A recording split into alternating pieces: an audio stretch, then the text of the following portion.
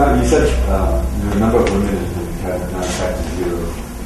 Just going forward, how many would you personally like to see? Do you think would be good? The number of women in the cabinet. You just sort of give maybe an assessment from the current crop of female PhD MPs. Who do you think has the most potential to become a future minister?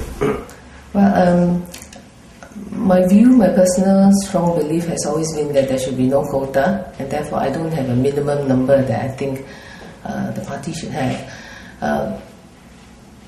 And therefore I will not speculate as to who has the greatest potential amongst the current elected batch of women MPs.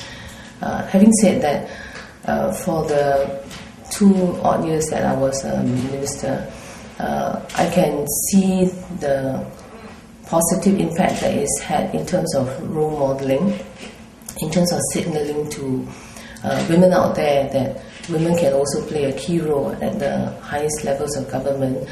I would say that I'm sure the party would take all this into considerations when it, in particular the Prime Minister would take this into consideration when he draws up, if not his new cabinet, but future cabinets. How much of an impact do you think social media have played in this GE? And the second question is, there's all this talk about transformation of the PAP from within. Do you think the electorate will be satisfied with transformed PAP alone, or do you see that there's a change now? People just want perhaps a multi-party democracy? Social media clearly has an impact, and it's one that the party itself needs to review very much, not just for campaigning during GE, but also through peacetime as well. Social media has its advantages, and it obviously can be quite a strong alternative to mainstream media. So the party going forward will need to see how it can engage constructively, it can engage effectively through social media. As for using it as a campaigning means, it would then have to re-strategize again on how it should be doing that. The second question is on... The second question is whether transform PAP... Oh, okay. No, I think transformation has not just to be in form, or words. It really has to be in substance as well. So a lot of the tests would be in terms of what the transformed PAP is, or what form it takes, and whether it will effectively reach out to people. If, for example, people feel that they're not being listened to enough, then how would the PAP transform itself to do just that? And the test would be whether after the transformation, people feel that the PAP has tried really hard and is now better able to reach out to more people.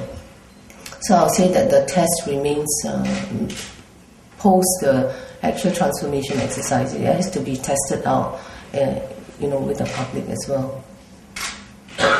Just to follow up on that, would you say then the main problem is the fact that people find that the government is not listening, and the consultation factor? Those are the two main possible cause of the downfall?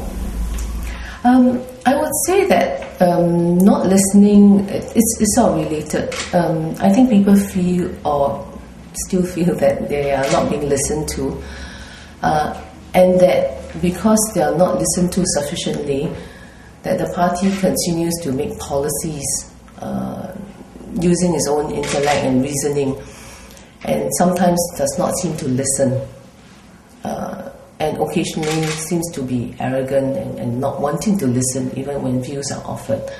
So it's a varying degree of unhappiness with not listening, or with listening but not wanting to take into account the different views. The party has to make sure that it has a response for each of these source of unhappiness. But this, you would say, would be the main driver? I would say it should be the origin of transformation. Why are people unhappy? Some of it, I suspect, would be unwitting, in terms of their feelings that the PAP is not listening. Some of it could be that it's difficult policies that perhaps should have been explained in different ways or explained better. Mrs. Singh, I just want to also for I mean no disrespect, but over the past few days, I think we've all heard how people want Minister Giorgio to be back in Parliament, and there are some petitions going around as well, and they've also thought of many jobs for him to fill those shoes.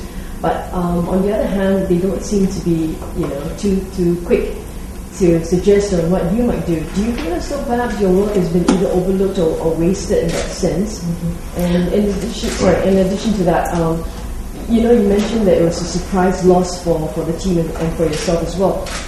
What do you make of this abrupt end to your political career? Well, it's quite clear to me, and I'm a great fan of George as well. I mean, he's a wonderful foreign minister.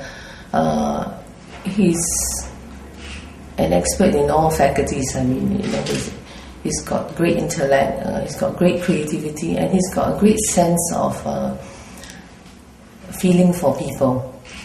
So he's all-rounded, and I can understand why people, adore him so much, and why he has so many fans.